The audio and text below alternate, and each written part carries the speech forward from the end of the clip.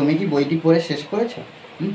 তোমার কি সে কেবল ঘুমাতো, আর কিছুই করতো না। ব্যাপারটা আমাকে জানানো হয়েছিল, আমার যখন 4 বছর আমার মা মারা যায়।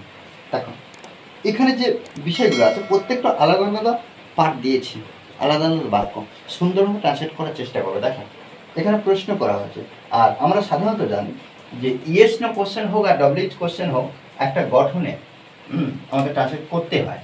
কি তুমি কি বইটি পড়ে শেষ করেছো? এটা ইয়েস অর নো জিজ্ঞেস করা হচ্ছে।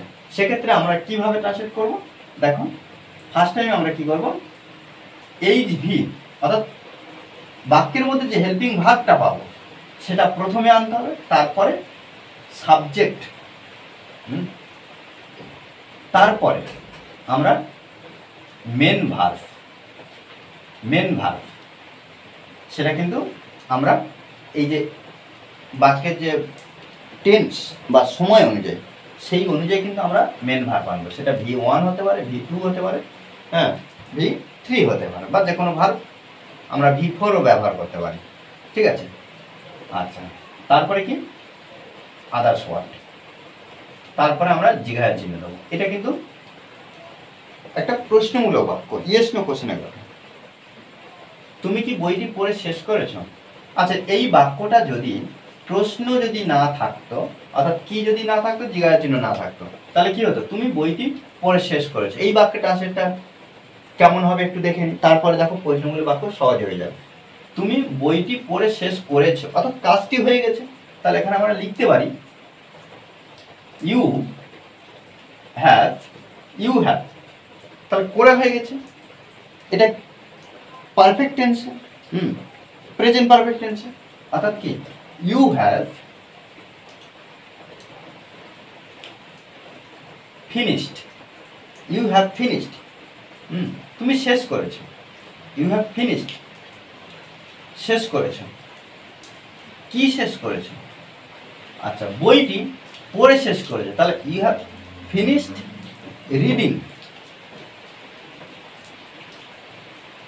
Reading the book.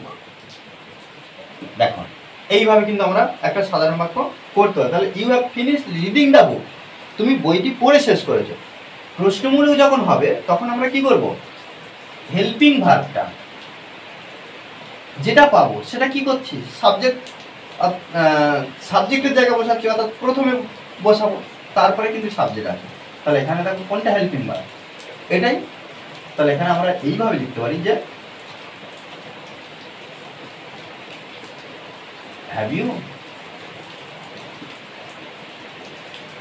have you finished reading the book। এবার জিজ্ঞাসা চিহ্ন, এবারে দেখো কি আমি দিয়ে কিন্তু প্রশ্নটা করলাম, কি সে কেবল ঘুমাতো আর কিছুই করতো না। কে? সে। তাহলে এখানে হিটা প্রথমে বসাবো, হি বা সি। তাহলে হি কিছুই করতো না, হি নাথিং। কেবল ঘুমাতো, এখানে বাট স্লিপ ব্যবহার করব। কেবল ঘুমাতো, সে কিছুই করতো না, আর কিছুই করতো না। ব্যাপারটা আমাকে জানানো হয়েছিল। আচ্ছা এখানে দেখো একটু সাউন্ড হয়তো একটু অসুবিধা হচ্ছে, বাইরে বৃষ্টি হচ্ছে প্রচুর, তাই হয়তো শোনার একটু প্রবলেম হতে পারে। ব্যাপারটা আমাকে জানানো হয়েছিল, তাহলে এখানে আমরা লিখতে পারি আমাকে জানানো হয়েছিল। তাহলে এখানে আই ওয়াজ ইনফর্মড, এটা কিন্তু প্যাসিভে লেখা হলো, হ্যাঁ আই ওয়াজ ইনফর্মড, আমাকে জানানো হয়েছিল। হেল্পিং ভার্বের মধ্যে এখানে ওয়াজ আর বসানো হলো, বসানোর পরেও কিন্তু এটা ভার্ব V3 ব্যবহার করা হলো, এটা হেল্পিং ভার্ব। তাহলে আই ওয়াজ ইনফর্মড, আমাকে জানানো হয়েছিল কি ব্যাপারটা, অফ দ্য ম্যাটার। ওকে, আমার যখন 4 বছর আমার মা মারা যায়, তাহলে দেখো আমি লিখতে পারি কি আমার মা মারা যায়, my mother had dead. My mother had dead, আমার মা মারা যান। যখন কি আমার 4 বছর। when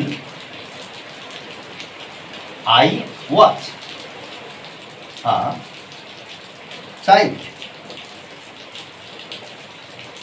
when I was a child, এবার কি 4 বছর। 4 years old, 4 years old।